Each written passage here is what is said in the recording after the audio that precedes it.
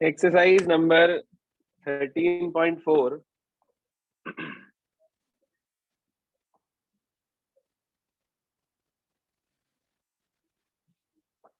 सबसे पहली प्रॉब्लम है हमारी क्वेश्चन नंबर 5।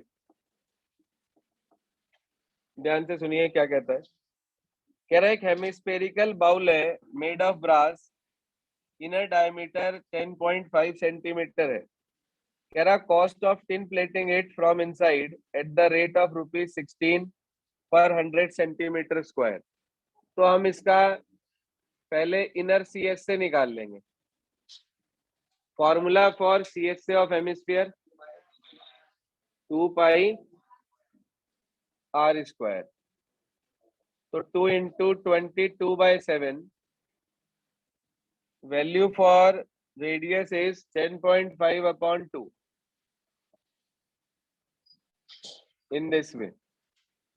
ये कैंसिल आउट हो गया 2 से, ये कैंसिल आउट हो गया 11 पर, ये कैंसिल आउट हो गया हमारे पास 1.5, ये कैंसिल आउट हो गया 1.5। इसके बाद इसे निकाल लेंगे आप 11 इंटू 1.5 इंटू 10.5 कर लेंगे मल्टीप्लाई, जितना भी आएगा 17.25 सेंटीमीटर स्क्वायर। इतना एरिया आ गया। आपको कॉस्ट दे रखी है कितनी? हाँ जी, ₹16 पर 100 सेंटीमीटर स्क्वायर। तो आप कह देंगे cost of 100 centimetre square equals to ₹16। Cost of 1 centimetre square equals to ₹16/100। और कॉस्ट ऑफ जितना आपका निकला this much centimetre square is equals to 16/100 multiply by 173.25। कितना आ जाएगा? कितना?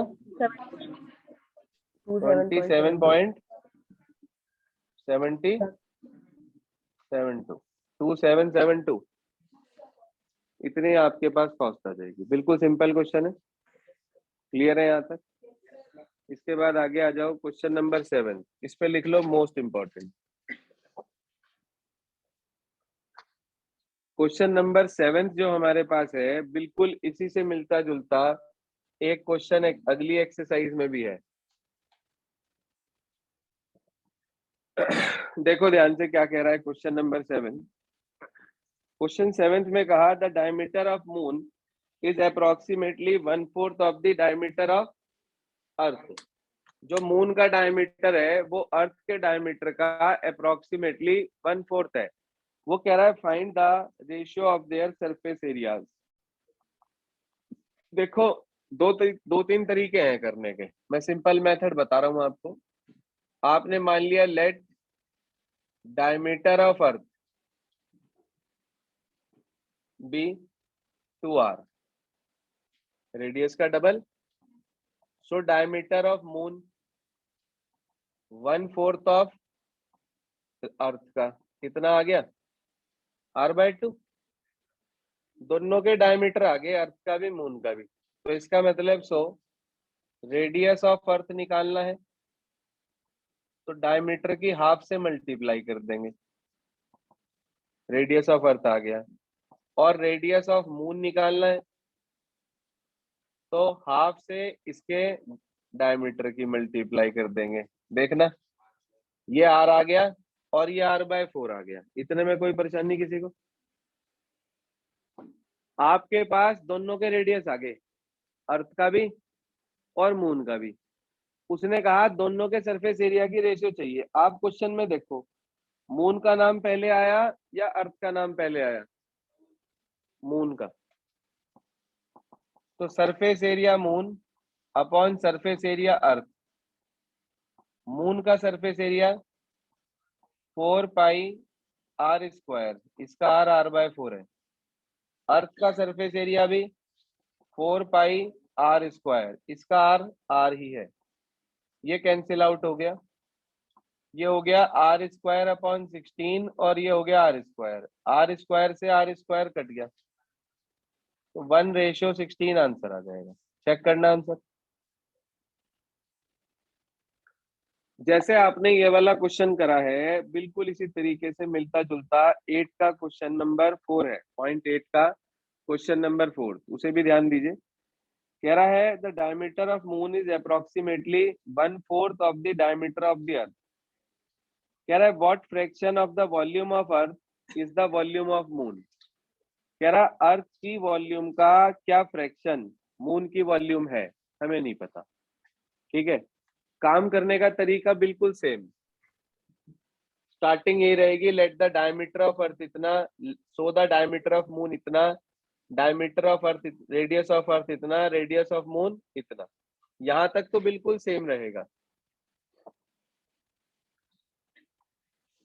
थोड़ा सा वेरिएशन है बस, इसमें सरफेस एरिया था और उसमें वॉल्यूम है।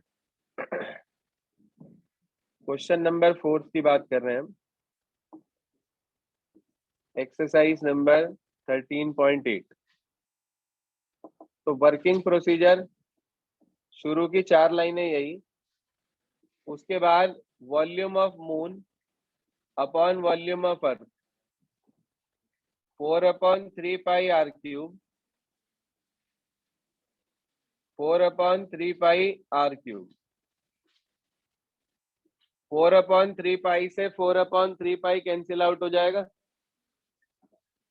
इसका क्यूब कर देंगे, आर क्यूब अपॉन 64, इसका क्यूब कर देंगे आर क्यूब, आर क्यूब से आर क्यूब कट जाएगा, इसे ऊपर ले जाएंगे, तो volume of moon equals 1/64 into volume of अर्थ।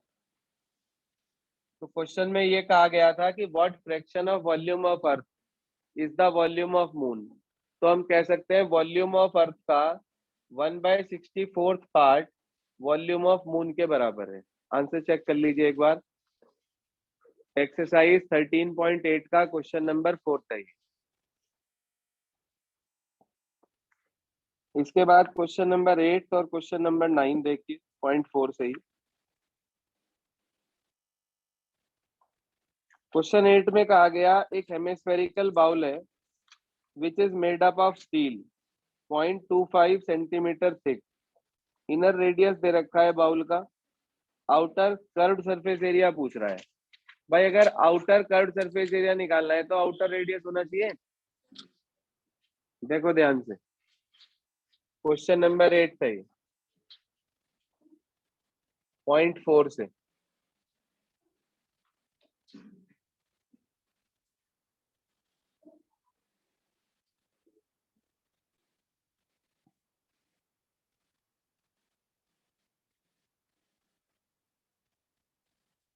उसने आपको इनर रेडियस दिया है 5, अंदर का रेडियस 5 है, और ये जो थिकनेस है वो थिकनेस आपको 0.25 दे रखी है, ये वाली।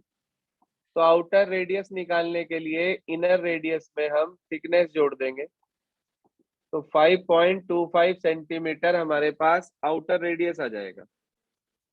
उसने आपसे मांगा आउटर सीएस से 2 पाई बड़ा आर स्क्वायर, 22/7 आर स्क्वायर मतलब 5.25 5.25, इसे कैलकुलेट कर लेंगे, वही 173.25 सेंटीमीटर स्क्वायर आंसर आ जाएगा, जो अभी निकाला था हमने। बिल्कुल सिंपल क्वेश्चन है, याद रखना, इनर रेडियस हो तो थिकनेस जोड़कर आउटर रेडियस आ जाता है, आउटर रेडियस हो थिकनेस माइनस कर कर इनर रेडियस आ जाता है। क्लियर है भाई यहाँ तक सभी को? इसके बाद एक गलती जो स्टूडेंट से होती है एग्जाम में, क्या होता है, इनर ना डायमीटर दे देता है वो और थिकनेस दे देता है। बच्चे इनर डायमीटर में थिकनेस को जोड़कर आउटर डायमीटर निकालते हैं, वो गलत हो जाता है।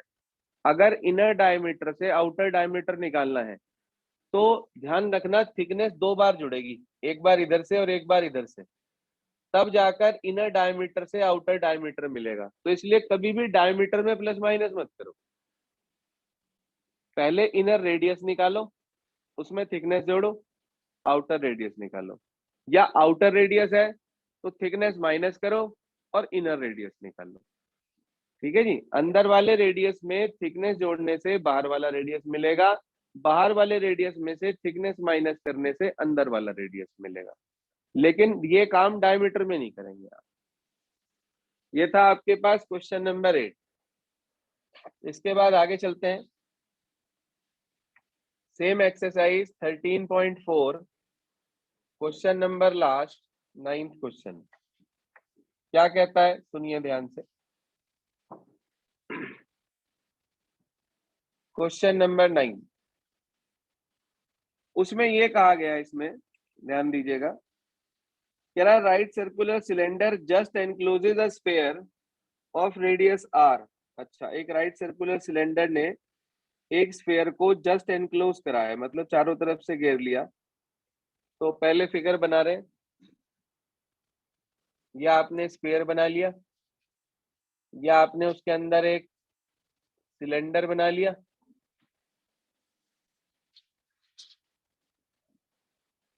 इस तरीके से आपको स्फीयर का रेडियस दे रखा है स्मॉल आर, तो सिलेंडर का रेडियस भी क्या बैठेगा, स्मॉल आर। ये भी आर, ये भी आर, तो इसका मतलब जो सिलेंडर की हाइट आ जाएगी निकलकर, वो 2r आ जाएगी इस फिगर के हिसाब से। भाई सेंटर से ऊपर तक भी रेडियस है, नीचे तक भी रेडियस है, तो जो सिलेंडर की आपके पास, वो बेसिकली निकलकर कितनी आ गई, 2r। पहले पार्ट में कह रहा है सरफेस एरिया ऑफ स्फीयर बताओ, ध्यान देना। Surface area of sphere, formula पता है आप सबको, 4πr²। अब आप कहो इसमें रखें क्या, भाई आर ही दिया था, आर की टर्म्स में ही आपने निकाला है, तो 4πr² ही रहेगा। दूसरे पार्ट में कह रहा है curve surface area of cylinder. क्या फॉर्मूला होता है भाई सिलेंडर के कर्व सरफेस एरिया का, 2πr(h). h का काम कौन कर रहा है, 2r, तो 4πr² हो गया ये भी। फिर उसने बोला दोनों की रेशियो निकाल लो, जो दोनों पार्ट में एरिया है, S1/S2। तो 4πr² की 4πr² के साथ आप रेशियो निकालेंगे, तो 1:1 आपको आंसर मिल जाएगा। सिंपल बिल्कुल। अच्छा क्वेश्चन है, इंपॉर्टेंट है, नोट कर लीजिए अपने पास। ये आपको मिल गया सरफेस एरिया दोनों का, सिलेंडर का और उससे पहले स्फीयर का, और उन दोनों के सरफेस एरिया की मिल गई आपको रेशियो।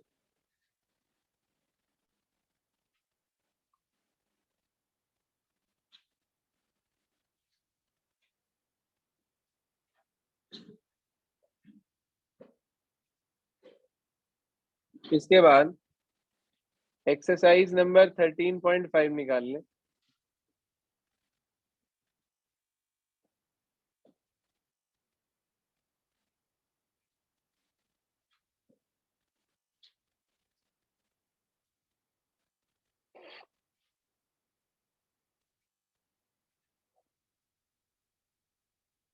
एक्सरसाइज नंबर 13.5 में हमारे 3 डाउट्स रहते हैं, वो समझ लें ध्यान से।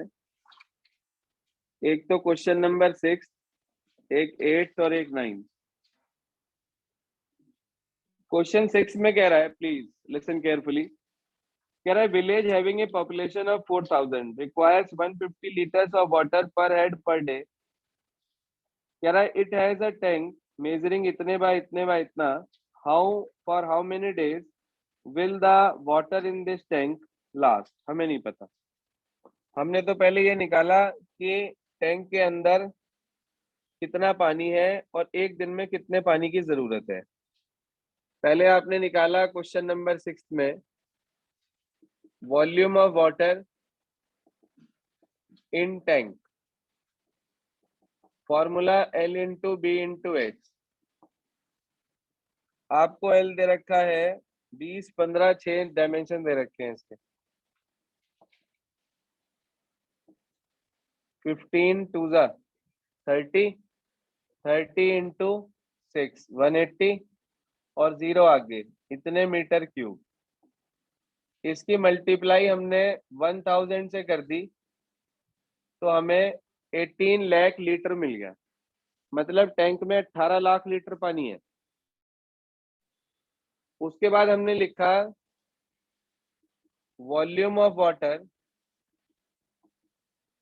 Required by 1 person in 1 day 150 litre. Volume of water required by 4000 person in 1 day, तो 150 मल्टीप्लाई बाय 4000,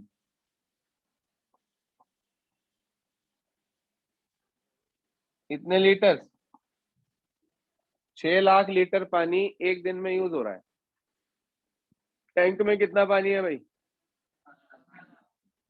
6 लाख एक दिन में भाग गया, तो 18 लाख कितने दिन में जाएगा? 3 दिन में। यूनिटरी मेथड लगाएंगे ऐसे। 6 lakh litre water consumed in कितने दिन में? 1 day. 1 litre of water consumed in 1 upon, हाँ जी, 1 अपॉन 6 लाख डेज में, और 18 lakh litre of water consumed in. बिल्कुल सिंपल यूनिटरी मेथड, कभी गलती नहीं होगी। 1 अपॉन 6 लाख इंटू 18 लाख,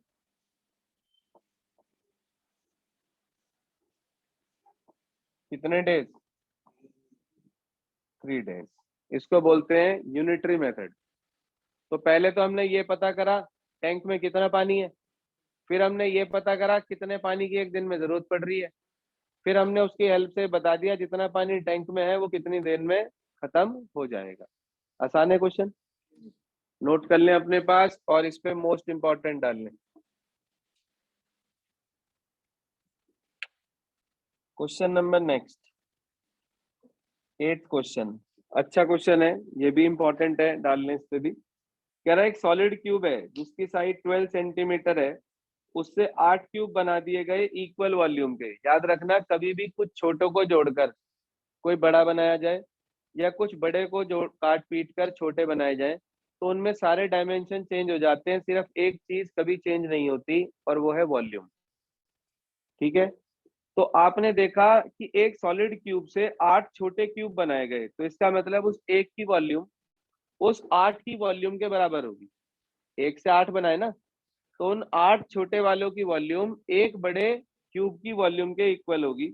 वो कह रहा है नए क्यूब की साइड बताओ और उनके सरफेस एरिया की रेशियो बताओ। ठीक है सर, तो आपने देखा जो बड़ा क्यूब था उसकी साइड 12 थी, उससे काटकर 8 छोटे बनाए। तो हम ये कह सकते हैं, ध्यान दीजिएगा, question number 8, volume of 8 cubes equals to volume of 1 big cube. ये वाली पॉइंट समझ में आ गया सबको? तो 8 into side cube equals to 12 का क्यूब, दोनों तरफ क्यूब का फॉर्मूला लगा दिया, तो साइड क्यूब की वैल्यू आ गई 12 इंटू 12 इंटू 12 अपॉन 8। इसे 2 से कट करा 6 पर, इसे 4 पर, फिर 2 से कट करा 6 पर, इसे 2 पर, इसे 6 पर। अब क्यूब रूट ले लिया, तो मैंने सबको 2 से इसलिए कट करा कि मुझे 3 बार 6 दिखाई दे। जब मैं क्यूब रूट लूंगा तो मुझे डायरेक्ट मिल जाएगा साइड 6। सिर्फ ये वजह है कि हमने एक एक करके काटा, नहीं तो हम 2 से डायरेक्ट 4 से भी कट कर सकते थे। तो अब हमने डायरेक्ट इसका क्यूब रूट ले लिया, तो साइड हमें 6 सेंटीमीटर मिल गई। उसने कहा आपसे कि सरफेस एरिया की रेशियो निकालनी है। पहले बड़े वाले क्यूब का नाम लिया भाई, surface area big, surface area small. Cube का फॉर्मूला होता है 6 इंटू साइड स्क्वायर, नीचे भी 6 इंटू साइड स्क्वायर, 6 से 6 कट गया, 12 इंटू 12 ऊपर, 6 इंटू 6 नीचे, ये 2 पर, ये भी 2 पर, आंसर आ गया 4/1। चेक करिए प्लीज, 4:1 आंसर आ रहा है। Check answer please from your book. दो आंसर आपको मिलेंगे, एक तो side of new cube 6 centimetre और एक सरफेस एरिया की रेशियो बड़े वाले की छोटे वाले के साथ 4:1। क्या आंसर आ रहा है? अभी हमारा एक क्वेश्चन बचा है, 9th क्वेश्चन, वो हम लेंगे 0.8 की प्रॉब्लम के साथ। ठीक है, आज आप 0.8 और सारे एग्जाम्पल्स पूरे कर लीजिएगा, कल का टाइम आपका यही रखेंगे।